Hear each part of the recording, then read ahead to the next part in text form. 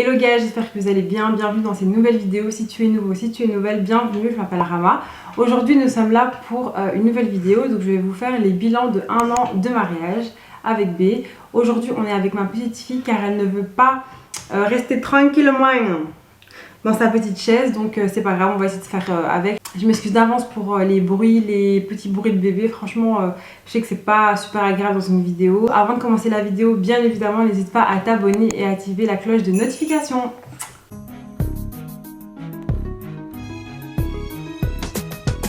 Dans cette vidéo, je vais essayer d'être le plus honnête possible, le plus précis possible pour vous donner vraiment toutes les informations à savoir. Alors on va commencer par la rencontre avec B.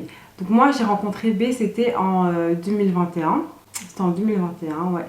Et pour être totalement honnête, en fait mon mari c'est le grand frère de mon beau-frère. Donc on est deux sœurs, donc ma petite sœur et moi. On est mariés à deux frères, genre même sans mettre ça. Mon mari c'est le plus grand et donc il est marié avec moi, la plus grande, et ma petite sœur elle est mariée avec le plus petit, et c'est comme ça que du coup on s'est connus, moi et B. Donc pour la petite histoire, en fait c'était en 2021, moi je me rappelle on était en plein travaux dans notre salle de bain chez ma mère, et moi vous me connaissez, j'aime trop les travaux et j'étais à fond dedans. Donc je me rappelle j'étais au H&M Home à Avenue Louise en train de faire mes courses, tout ça, pour décorer la salle de bain. Ensuite, oui c'est comme ça que j'ai connu ton papa. Ensuite, ma soeur m'appelle, elle me dit Rama, s'il te plaît, tout bien avec moi chez ma belle-mère. Elle m'a dit de venir et tout, s'il te plaît, me laisse pas toute seule et tout, accompagne-moi.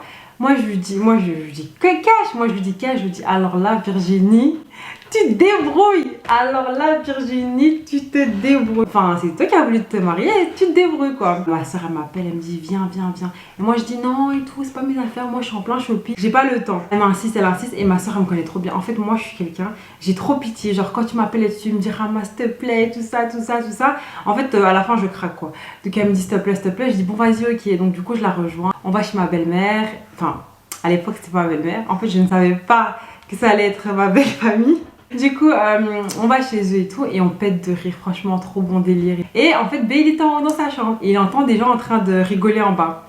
Et donc lui, vu que c'est trop aussi un comédien, il descend, puis il me voit moi et là coup de cœur et tout. Enfin je sais qu'il avait le coup de foudre à ce moment là, mais il a rien dit, il a fait genre. Donc on est là, on rigole, on parle et en gros c'est comme ça que, on va dire, on s'est vu pour la première. En fait on s'était déjà vu 2 ans avant, mais on s'était pas trop calculé quoi. Et là on s'est revus et je sais pas, il y a eu un petit truc tu vois, mais vas-y. Dans une autre vidéo on vous expliquera tous les deux la story time parce que dans tous les cas on n'a pas le même, on n'a pas la même perception des choses. Ensuite après notre rencontre, bah, du coup on a appris à se connaître, comme je vous l'ai dit, on n'est pas resté ensemble tout le temps. Avant de se marier on est resté 11 mois ensemble, mais on n'est pas resté 11 mois au total, parce qu'il y a eu des moments où on a dû se séparer, tout ça et tout, enfin c'était un peu compliqué et on avait vraiment envie d'être facilité, donc on a dit bah vas-y c'est quoi, on se sépare et tout. Bref, quand nos parents ont dit c'est bon, c'est ok, eh ben on s'est mariés les filles. Donc on s'est mariés 2 semaines après le mariage de ma petite soeur. Donc nos deux familles ils étaient super stressés parce qu'il y avait 2 mariages en même temps, c'était 2 fois plus de stress, enfin c'est vraiment chaud quoi. Voilà, on fait le mariage de ma soeur, 2 semaines après on fait le nôtre et tout, franchement c'était vraiment chaud parce que même pour moi c'était stressant, enfin voir ma petite soeur partir et tout, moi j'étais vraiment pas bien de quitter la maison parce que en fait je pensais qu'à ma mère, je me disais purée ma mère maintenant elle est toute seule et tout, elle est qu'avec des garçons et vous-même vous savez les garçons et les filles font pas les mêmes choses à la maison, enfin c'est pas la même c'est tout en fait, une fille à la maison je sais pas comment expliquer mais c'est une autre vibe, c'est un autre entretien de la maison, c'est vraiment un autre mood. Et vraiment je pleurais beaucoup parce que je voulais pas laisser ma mère comme ça et tout, je voulais pas laisser ma mère enfin j'avais trop mal au cœur quoi. Et même ma mère elle arrêtait pas de pleurer hein, le fait d'avoir ces 2 filles qui partent quasi en même temps dans la même famille en plus. La vérité c'était chaud pour elle et tout, mais Dieu merci tout s'est bien passé. On a fait notre mariage religieux et alors ensuite le soir même on a fait le coutumier et après on est parti me déposer chez mon mari. Alors B il avait déjà son appartement, donc c'était tranquille. Moi Pour la petite anecdote, moi en fait, il m'avait déposé d'abord moi à l'appartement et B il allait venir plus tard. Et moi j'ai stressé de fou et tout parce que en fait B m'avait jamais vue avec mes vrais cheveux. Donc j'étais en stress, j'étais pas bien, mon cœur il faisait je te goudoum, je te goudoum, je te goudoum, je te goudoum, je stressais blindé et tout.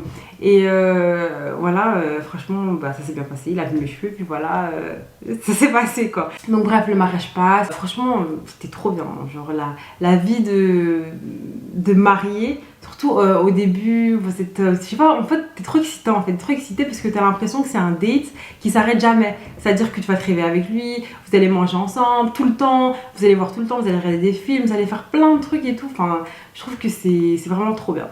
Ensuite, donc comme moi, vous le savez, moi quand j'ai rencontré B, il savait que j'étais étudiante et qu'en 3e année, il y avait un Erasmus. En septembre, moi ma pote, on a décidé de réserver les billets pour la Jordanie parce que c'était le pays qui nous avait été attribué. Et j'étais vraiment contente de partir avec ma pote parce que franchement, toute seule, aller vivre dans un pays étranger, moi j'aurais jamais fait. Maintenant, il faut savoir que sur le chemin, avec ma pote, on achète un test de grossesse parce qu'en fait, la dernière fois que j'ai eu ma période, je trouvais que c'était un peu bizarre et tout. Alors j'ai dit, vas-y, je vais prendre un test de grossesse, mais vas-y, je suis sûre, il n'y a rien quoi. Maintenant, on va à l'Unif et tout, on est en train de réserver nos billets, tout ça. On réserve nos billets, et puis moi je vais aux toilettes. Et puis je fais mon test de grossesse, les filles, et je vois enceinte. Et je vois enceinte, mon cœur, les filles. J'étais trop pas prête. Bon, je rentre à la maison, je lui annonce, lui, trop content, il saute et tout, trop content. Et moi, j'attendais qu'il me dise alors et tout, l'Erasmus. En fait, le mec, il avait complètement oublié l'Erasmus. Et alors, quand on en parle et tout, il me dit, ouais, la vérité, c'est chaud de partir et tout, parce que c'est ta première grossesse, tu sais pas comment ça va se passer, c'est un pays étranger, comment tu vas faire tes tests et tout, tout ça. Donc vraiment, c'était une période très difficile pour nous, parce qu'on a beaucoup stressé. Voilà, enfin, c'était trop de stress. Enfin, comme je vous l'ai dit, on s'était mariés à 6 mois. 6 mois plus tard, on apprend que je suis enceinte et je suis enceinte de 2 mois et demi. Enfin, vous voyez, et je dois partir à l'étranger. Tout le recul, on a beaucoup parlé et on a décidé que j'allais partir en Erasmus parce que c'était ma dernière année, c'était important. Et franchement, ben, je suis très contente qu'il m'ait laissé partir parce que j'avais très peur dans le sens où je me suis dit, purée, imagine, il veut pas et tout. Et moi, j'avais pas envie de commencer à m'embrouiller pour ça et tout. Et franchement, Dieu merci, il a été très compréhensible, on a beaucoup parlé. Parce qu'au final, les filles, même s'il m'aurait dit oui et que j'aurais senti que c'était non, enfin, je serais partie, j'aurais été encore plus mal que de base. Et peut-être je serais même pas partie tellement j'aurais été dégoûtée. Donc voilà, le fait qu'il m'ait mis suffisamment à l'aise, ça qui m'a motivée à partir. Et franchement, tout s'est bien passé. J'ai eu des 16 de moyenne, enfin, dans tous mes cours et tout, je réussissais trop bien mes cours. Sachant qu'on avait quand même 4 périodes d'examen sur 3 mois et demi, ce qui est énorme quoi. Donc on avait tout le temps des tests et tout. Et Dieu merci, ça s'est bien passé. Après, c'était difficile, je vais pas vous mentir.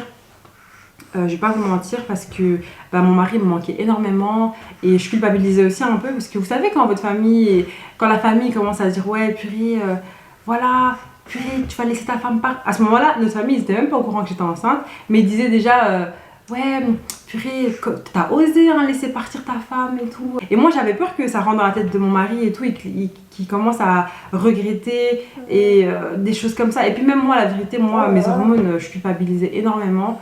Je me disais, purée, Rama, est-ce que t'as bien fait de laisser? Parce que, en fait, ça m'a fait mal au cœur dans le sens où je voyais bien qu'il mangeait pas comme d'habitude parce que j'étais plus là. Je voyais bien que c'était différent. Enfin, franchement, j'ai fort culpabilisé. Je vais pas vous mentir, je vais pas faire genre. J'ai beaucoup culpabilisé quand je suis partie parce que je me disais, purée, est-ce qu'il s'en sort et tout. Alors que moi-même, je m'en sortais même pas. J'étais enceinte jusqu'au cou. C'était très difficile. Vers la fin, je vous jure, des fois, on était en plein cours et tout. Je sortais, je vomissais. Hein. Genre, j'avais trop mal au dos. C'était vraiment très difficile, très compliqué. Mais en fait, quand je te dis, je sais pourquoi je le fais et je sais que mon mari était grave derrière moi et me soutenait, c'est ça qui m'a motivée à bien faire les choses. Donc je suis revenue en Belgique à 4 mois, donc j'ai fait mon test des premiers trimestres et ça s'est super mal passé. Franchement, elle m'a dégoûté la femme qui m'a fait le test, elle parlait trop mal. En fait, même sa vibe, elle était pas bonne. Et le premier commentaire qu'elle m'a fait, bien évidemment, c'est vous êtes enceinte de 4 mois, vous venez que maintenant pour faire le test du premier trimestre, quoi. Et donc moi je lui dis, écoutez madame, je ne suis pas en Belgique, je suis venue pour faire mon test du premier trimestre. Enfin, ferme ta bouche, enfin... Pas à dire des phrases comme ça en fait, tu sais pas, imaginons je savais pas que j'étais enceinte et que je viens faire le test à 4 mois, enfin à un moment donné il faut arrêter de mal, elle parlait trop mal, elle m'a trop jugée en mode de comment ça se fait que tu viens faire ton test seulement à 4 mois, bref. Rien que d'en parler ça m'a trop saoulée parce que ça m'a gâché mon moment avec mon mari. Moi je restais là que pour 4 jours et j'avais envie de vivre ce moment, d'être bien parce qu'à ce moment là on allait savoir le sexe de notre enfant. Voilà, elle m'a trop gâché ma veille, bref. Donc à ce moment-là, on l'a dit à notre famille. Et de nouveau, la famille, ils disent oui, purée, t'as osé laisser partir ta femme alors qu'elle est enceinte et tout. Et franchement, et Dieu merci que mon mari, c'est quelqu'un, il a un mental de fou. Il est vraiment très terre à terre. Il est très... quand je prends une décision, c'est parce que j'y ai réfléchi. Et j'ai pesé le pour et le contre et je l'ai prise. Et il se fait pas influence. Parce que c'est vrai, il y a des personnes qui vont prendre une décision. Et puis tellement les gens ils vont parler dans ses oreilles, parler, ils vont se dire ah ouais, en vérité, nanana. Alors que B, pas du tout. Oui, c'est ton papa. Alors que lui, pas du tout. Lui, c'est quelqu'un, quand il prend une décision, c'est vraiment parce qu'il y a réfléchi, quoi. Et quand il veut pas, il veut pas. À l'inverse, quand il veut pas, il veut pas. Donc je passe ma grossesse, je repars en Jordanie. C'était très très dur vers la fin. Mais voilà, tout s'est bien passé. Ma mère, elle est venue, ça m'a fait du bien. Et voilà, après, finalement, je suis rentrée en Belgique. Avant de rentrer en Belgique, j'ai eu 2 jours d'aéroport parce que Ryanair, ils m'ont fait rater mon deuxième vol. Franchement, Ryanair, plus jamais pour des longs courriers comme ça. Plus jamais je prends Ryanair. Mais voilà, Dieu merci, je suis rentrée en Belgique. Et donc, avant qu'on ait notre fille, on a vécu du coup au total 9 mois ensemble. Donc 6 mois avant que je parte en Jordanie et 2-3 mois avant qu'on ait notre fille. Parce que quand je suis revenue, j'étais déjà à 7 mois et quelques. Alors voilà, on a vécu au total 9 mois pardon, tout seul. Je sais pas si c'est clair. Voilà. Bon, je suis pas forte en maths, mais je sais pas si vous avez compris. Et dans ces 9 mois, si je devais évaluer, si je devais mettre une note, je mettrais vraiment un 9 sur 10. Allez, 8,5, 9 sur 8,75. 8,75 parce que voilà, c'est normal, il y a des disputes et tout, il y a des petites mésententes et tout, mais franchement, je trouve que la vie dans le mariage, je trouve personnellement que c'est trop bien. Quand t'es marié avec la personne que t'aimes, genre depuis on voulait se marier, et puis toutes les épreuves par lesquelles on est passé, tout ça, en fait, moi ça. Et même le fait que on a su, on va dire, pas trop se prendre la tête et tout quand j'étais à l'étranger et tout, que moi mon amour il a fait que grandir, c'est-à-dire que j'aime mon mari de la même manière, et encore maintenant je l'aime encore plus, parce que c'est devenu le père de ma fille, quoi. C'est devenu le père de ma fille, et si Dieu le veut, ce sera le père de tous mes enfants, et voilà, je suis trop contente, quoi. Donc, petit bilan concernant le mariage. Alors moi personnellement, comme je le dis, le mariage je trouve ça trop bien. Et je comprends pas pourquoi lorsqu'on parle de mariage, ce qui est mis en avant, du moins au premier point, c'est surtout le fait que ce soit compliqué, qu'il faut patienter. Mais en fait, moi vraiment les filles, et je sais que peut-être vous allez vous dire ouais, Rama elle est saoulée avec ça. En fait, plus vous allez être strict dans vos conditions, plus vous allez être strict au niveau de vos désirs, au niveau de ce que vous voulez pour votre vie, et plus ça va bien se passer. C'est-à-dire que tu vas prendre un homme qui te ressemble le plus possible. B et moi, on est les mêmes. Tout ce qui est différent entre lui et moi, c'est parce que moi je suis une femme et que lui c'est un homme et qu'on fonctionne différemment. Mais sinon, plus vous allez prendre quelqu'un qui vous ressemble, plus vous allez être strict, plus vous allez être dur, plus vous n'allez pas accepter que n'importe qui rentre dans votre vie, et plus vous allez être heureux. Ça me semble logique. Pourquoi je vous dis ça? Parce que moi personnellement, je trouve que dans ma vie, j'ai fait des erreurs dans le sens où toujours on m'a dit Rama, t'es quelqu'un de trop dur, t'es quelqu'un de trop dur. Et du coup, quand je me suis ramollie, c'est là où les pires maux de la terre sont rentrés dans ma vie. Les pires cafards, les pires saletés sont rentrés dans ma vie parce que je me suis laissée aller et je me suis pas écoutée moi-même.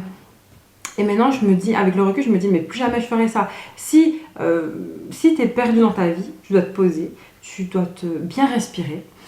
Tu respires bien, tu te poses et tu analyses les choses et tu essaies de revenir à qu'est-ce que tu aimes vraiment, qu'est-ce que tu désires, qu'est-ce que tu veux vraiment. Et tu dois regarder que toi, essayer un maximum de t'isoler et de ne pas prendre en compte les facteurs extérieurs.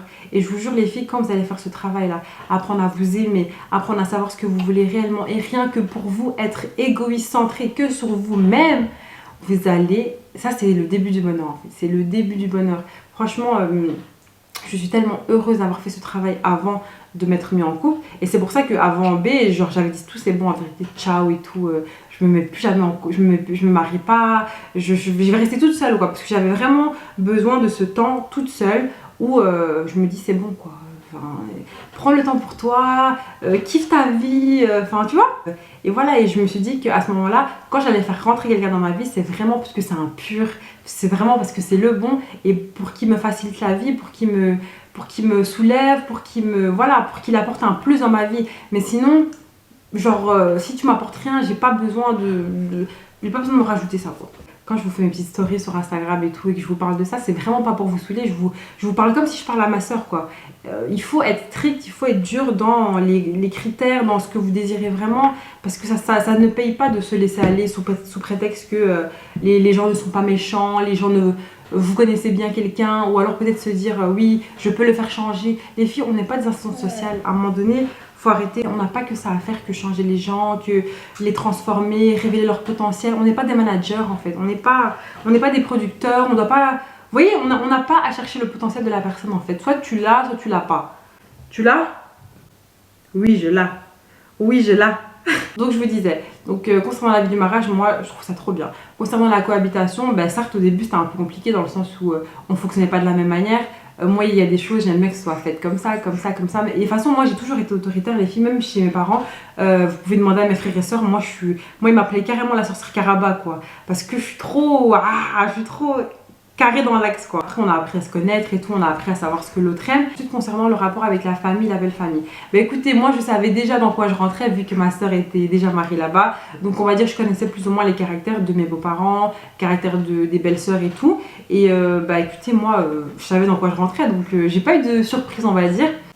Et personnellement, moi, même si dans le cas où ça n'aurait pas été, moi la vérité, je me serais pas trop pris la tête parce que j'estime que si la personne, c'est une personne en or et tout, je vais pas le boycotter parce qu'il a une famille space et tout. En tout cas, moi personnellement, c'est comme ça que je vois les choses. Et si je peux vous donner aussi un conseil les filles, parce que je vois beaucoup de personnes qui disent oui, de filles qui disent oui, moi j'aimerais que mon mari, sa mère elle soit morte et qu'il n'ait pas de sœur. Franchement les filles c'est grave de dire ça. Et la vérité non, il y a plein de belles-mères, c'est des sucres, elles sont trop gentilles, elles sont genre voilà, elles sont trop gentilles, elles te considèrent comme leur fille. Il y a même des trucs qu'elles vont même pas oser te demander à toi alors qu'à leur fille elle le dirait clairement. Mais vraiment il y a des belles-mères, c'est trop des sucres, elles sont trop gentilles, elles font tout pour toi et elles te shootent quoi, comme si c'était ta maman. Ensuite bien évidemment il y a des cas où la belle-mère elle est c'est même pas elle est spéciale, c'est elle est méchante quoi. Maintenant moi si j'étais dans un cas où ma belle-mère elle était méchante, moi ce que je peux vous conseiller les filles c'est il y a deux cas. Il y a le premier cas où la belle-mère elle ne t'aime pas parce qu'elle te dit clairement elle te dit je l'aime pas c'est physique. Tu sais les gens qui disent j'aime pas c'est physique, c'est des gens qui ne t'aiment pas pour rien. Et les gens qui ne t'aiment pas pour rien, les filles, il n'y a rien à faire. Moi, je ferai zéro effort. Je ferai zéro effort. Parce que les gens qui ne t'aiment pas pour rien, t'auras beau tout faire. T'auras beau leur décrocher la lune, t'auras beau leur amener 1 million d'euros, t'auras beau tout faire. Ils vont jamais t'aimer parce qu'ils t'aiment pas pour rien en fait. Les gens qui t'aiment pas pour rien, moi je trouve qu'ils n'en veulent même pas ils valent même pas un centime. Ils valent même pas un centime, ils valent rien du tout et ces gens là moi je trouve qu'il faut même pas calculer. Et dites-vous vraiment que dans ce genre de situation vous n'êtes même pas en mal dans le sens où religieusement parlant, nous les belles filles on n'a aucun devoir envers une belle-mère. Clairement on n'a aucun devoir, certes on a le devoir en tant que du bon musulman de bien se comporter avec les gens, mais au-delà de ça c'est pas comme si ça allait m'apporter quelque chose quoi. Donc moi dans ce premier cas là, si ma belle-mère elle était vraiment méchante, moi j'aurais pas calculé, j'aurais juste fait ma vie et puis voilà c'est tout, bonjour, au revoir et voilà quoi. Maintenant dans le cas où ma belle-mère elle m'aime pas parce que j'ai fait quelque chose, moi dans ce cas je me serais excusée directement, j'aurais tout fait pour qu'elle me pardonne, j'aurais tout fait pour arranger la situation parce que ça craint d'être en mauvais terme avec une personne, surtout une personne aussi importante dans la vie de votre mari les filles. Religieusement parlant de nouveau, ton mari il se doit de satisfaire ses parents, il se doit de chercher les bénédictions de ses parents. Et donc si tu aimes ton mari, moi personnellement tellement je l'aime, je ferai tout pour que ses parents lui donnent tout, que ses parents lui donnent toute cette baraka quoi. Je ferai tout pour arranger la situation, pour que tout se passe bien et vraiment m'excuser à fond même si je le pense pas et tout parce que j'estime ne pas être en tort. Moi je pars du principe qu'à partir du moment où tu sais que tu as blessé une personne, oui, à partir du moment où tu sais que tu as blessé une personne, il faut s'excuser directement. Il ne faut même pas rentrer dans les débats et tout. Je vous jure les filles, excusez-vous parce qu'au final, certes dans votre vie ça change rien, mais de l'autre côté votre mari dans une situation il n'est pas à l'aise dans le sens où il y a une dispute et tout et il sait pas trop où se mettre, il a un peu les fesses entre les deux, c'est pas agréable quoi.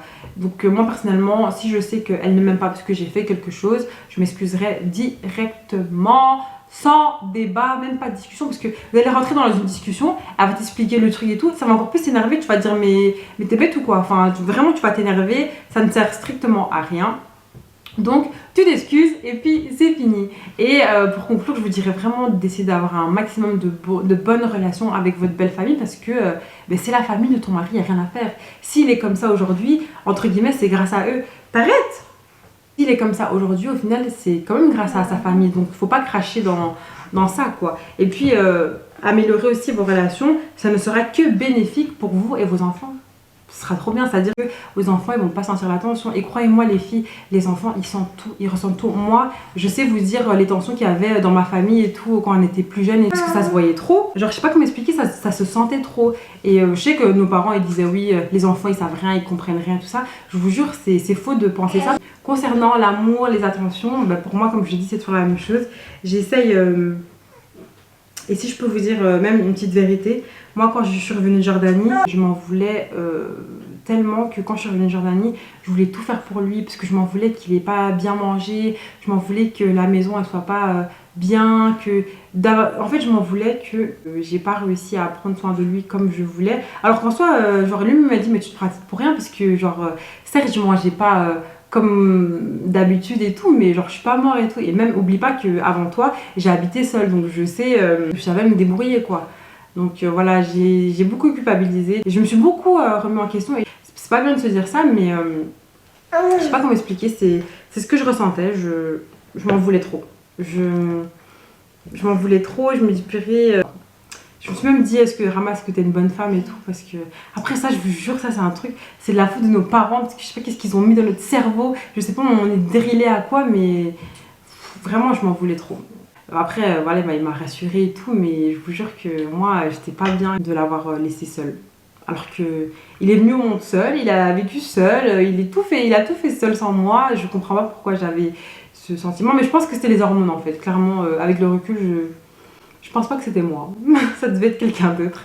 Le plus dur dans le mariage, je dirais, pour moi, c'est vraiment ces hormones en fait. Je sais pas comment expliquer. Et surtout quand vous prenez une contraception, pour moi, le rôle que jouent les hormones dans une vie de couple, c'est juste atroce. J'ai l'impression, et j'ai déjà expliqué ça sur Insta, j'ai l'impression que des fois, je me vois en train d'agir, je me vois en train de faire des choses, de mal réagir, et je me vois en train de faire tout ça et j'ai l'impression que c'est pas moi qui fais ça. En fait j'ai l'impression qu'il y a quelqu'un qui me guide au fond de moi et qui me dit énerve-toi pour ça, pète un câble pour ci, pète un câble pour ça. Et je sais que c'est pas moi, je sais que si je prenais pas cette contraception, je sais que ce serait pas moi quoi. Et donc ça me saoule en fait, ça me saoule. Je sais que c'est pour ça que des fois on se prend pour rien et tout, parce que la personne en face elle est pas, c'est pas quelqu'un qui est dans le clash, c'est pas quelqu'un qui est dans la provoque, dans les trucs comme ça et tout.